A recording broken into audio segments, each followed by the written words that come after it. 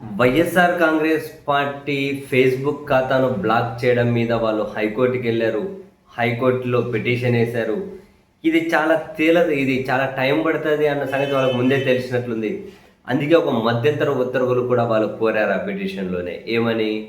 అసలు ఏ అధికారి మా ఖాతాను బ్లాక్ చేయమని చెప్పి ఏ అధికారి అడిగారు? ఏ రూపంలో అడిగారు?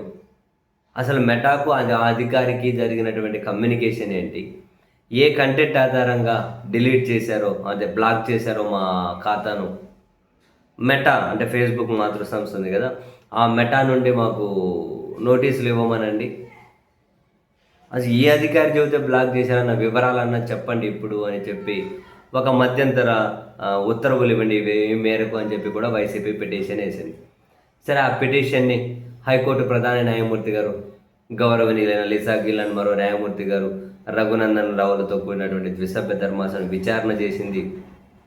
విచారణ చేస్తే వైసీపీ తరఫున మాజీ అడ్వకేట్ జనరల్ ఉన్నారు కదా, ఎస్ శ్రీరామ్, ఆయన వాదనలు వినిపించారు. ఇదంతా కుట్రపూరితంగా జరిగింది. మెటా అనేది అధికార పార్టీకి అనుకూలంగా పనిచేస్తూ ఉంది. అసలు మాకు ఒక నోటీస్ ఇవ్వలేదు, ఎందుకు బ్లాక్ చేస్తున్నారో చెప్పలేదు, ఏ అధికారి ఏ ప్రభుత్వం దీన్ని బ్లాక్ చేయమని చెప్పిద్దో చెప్పలేదు, మొత్తం అంతా ఇంత రహస్యంగా చేయాల్సిందేంటి, మా భావ ప్రకటన స్వేచ్ఛ హరించి వేయడమే ఇది అని ఆయన వాదనలు వినిపించారు. మొత్తానికి వాళ్ళ వాదనలు రికార్డ్ చేసుకున్నటువంటి హైకోర్టు అటు రాష్ట్ర ప్రభుత్వానికి కేంద్ర ప్రభుత్వానికి మెటాకు నోటీసులు ఇచ్చి తదుపరి విచారణ ఆగస్టు 13వ తేదీకి వాయిదా వేశారు. ఆగస్టు 13కి. నాకు ఇది ఎందుకో 2 నెలల తర్వాత విచారణ వేయడం ఇంట్రెస్టింగ్ అనిపించింది. ఎందుకని? ఇప్పుడు వాళ్ళ పేజు బ్లాక్ అయిపోయింది, వైఎస్సీపీ అఫీషియల్ పేజు. ఒక ప్రభుత్వాన్ని నడిపిన పార్టీ, అంత పెద్ద పార్టీ, వాళ్ళ పేజ్ బ్లాక్ అయిపోతే ఇది ఒక భావ ప్రకటన స్వేచ్ఛను హరించి వేయడమే అంటూ ఉన్నారు. ఎందుకు బ్లాక్ చేశారో చెప్పలేదు, ఏం బ్లాక్ చేశారో చెప్పలేదు. ఒక మధ్యంతర ఉత్తర్వులు వాళ్ళని అడిగారు. ఇప్పుడు ఇవేమీ తేల్చకుండానే తదుపరి విచారణ ఇంకా 2 నెలలకు వాయిదా అంటే అప్పటికి రాష్ట్ర ప్రభుత్వం ఏదో వర్షం చెబుతుంది, కేంద్రము మెటా ఒక వర్షం చెబుతుంది, తర్వాత ఇంకా మళ్ళీ ఇంకెప్పటికో వాయిదా పడుతుంది. అంటే ఇది ఇప్పటికి తేలితే వేస్ట్, అంతేనా? వైసీపీ ఒక పార్టీ యొక్క పేజ్ బ్లాక్ చేసినా కూడా అంతే, ఎప్పటికి తేలేది లేదు, ఆ పేజ్ వచ్చేది లేదు. ఎప్పటికి తేలాలి, ఎప్పటికి రావాలి, ఎప్పటికి తేలాలి, ఎప్పటికి రావాలి.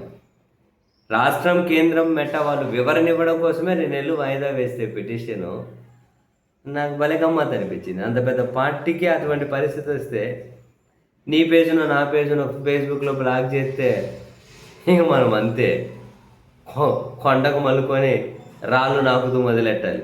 కొండలో ఉన్న రాళ్ళన్నీ నాకినా కూడా మనకు పరిష్కారం దొరికేటట్లేదు. అందుకని కొండకు మలుకొని రాళ్ళు నాకాలి అన్నాను. సీరియస్లీ అలాగే అనిపించింది. వివరణ ఇచ్చే 2 నెలలు టైం ఇస్తే ఇంక వాళ్ళ పేజ్ అంతేనా, ఇంకా ఎప్పటికీ అది తెలియదు. అయ్యో, ఇది మినిమం. ఇందులో ఎమర్జెన్సీ కూడా లేదా? మినిమం తొందరగా విచారించాల్సిన అంత ప్రియారిటీ కూడా లేదు ఈ పిటిషన్కి.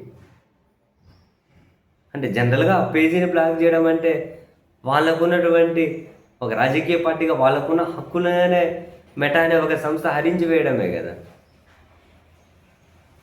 ఏమో మరి 2 నెలల కంటే ఇంకా తెలియదులే పెట్టేది. అందుకే మరి వాళ్ళకి ఎట్లా పరిస్థితి వచ్చింది.